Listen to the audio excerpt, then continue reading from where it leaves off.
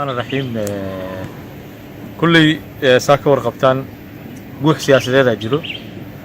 أنا هذا مرة من إن دولة حكومة رئيس الوزراء غير موشين لك يعني صوت جرتو حواي سيدي وحين نقول يصدرت ساكا ورقبتان جواري لح بروضي قادت حد هدي ولا حربنا أما ولا رذي على له وحين قادنا يسوي وقتي وحافي عن إلا توسي أسجن وحن كرمنا حكومة أسجن مقعاوي حكومة تيلة ما waxaa arkaysaa ninka wasiirka batroolka engineer wuxuu ku fiican yahay wasiirka howlaha guud ku fiican yahay kan wax barashada saa ka warqabtaan waa nin beero ku soo takhasusay waay kan beeraha waa nin ku takhasusay dhinaca diinta waay marka waxa waay qof walba ehel uma aha meesha hadda loo dhiibay marka waxaan leeyahay inuu toosiyo golihiisa xukuumadda aniga ma ahaan dadkii awal maxal lahay ansixi xukuumaddiisii laakiin hadda in la rido ma ribi sababta waxa waay wax yaraaba noo dhimanba sanad kan haddii asaga aan ridiis aan ku mashquulno iyo baarlamaankii mashquulkaas waxay noqonaysaa sanad noo dhiman waxba lama toosin karo saanay ku sii dhamaanaysaa si wax loo saxo ayaa waxaan rabaa inuu xukuumadda saxo nin walba ninkii ehel u ah meeshiis inuu geeyo oo professionkiisa oo la geeyo wasiirka dhalinyarada in la geeyo qof dhalinyaro wasiirka waxbarashada hadda laga soo qaado aqoontiisa beeraha la geeyo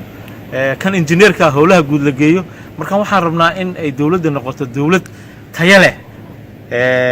kuwa waxaa jiro aan haba yaraatay aqoontiiba lahayn oo ku jiraan kuwaas inuu laga bedelaan rabnaa oo lagu bedelo dadka aqoonta u leh marka waxa waaye aniga waxaan dhihi lahaa waa u nasteexin lahaa waa nin mas'uulkeena markaan yaa lagu degdegin mooshinkiisii laakiin sidoo ku dhameystiri lahaa xukuumaddan oo ku hadda joogo qof walba professionkiisa uu magacaabi lahaa ama kuwa aan aqoonta lahayn yaan loo raacin hal qabiila meesha ku badanna macnaha hadii awood qaybsiga 4.5 ay tahay tusaalahan koonfur galbeed maxaa la lahay hadii hal qabiil oo aqoontii ay ku wada badan yihiin la arko kaas in loo dhiibo waay laakiin ka 4.5 ka inaan lagu xad gudbin laakiin qabiilka gudihiisa waxa way qofkii markaas buuxin karo markii waxaan rabnaa bulshadaas in wax loo qabto nin bulshadaas wax u qaban karnaa laakiin nina isaga dhiibtay aqoontiina ma laha meeshuuna iska fadhiyaa cid uu la kulmaayo male cid uu wax ka dhamaysan karo male cid uu umadiina macnaha ma gaarsiin karo dhibaatooyinkii baahida haysato marka waxaan rabnaa xukuumadda inaan la ridin sideeda lagu dhaafo laakiin ra'iisul wasaaraha uu maxaa la lahay qaladaadkaas u soco oo maxaa la lahay qof aan aqoontii meesha u lahayn u dhiibo maxaa la lahay iska dhaafo nin walba professionkiisa aqoontiisa wax ugu dhiibo ninka ganacsiga aha wasiirka ganacsiga in laga dhigo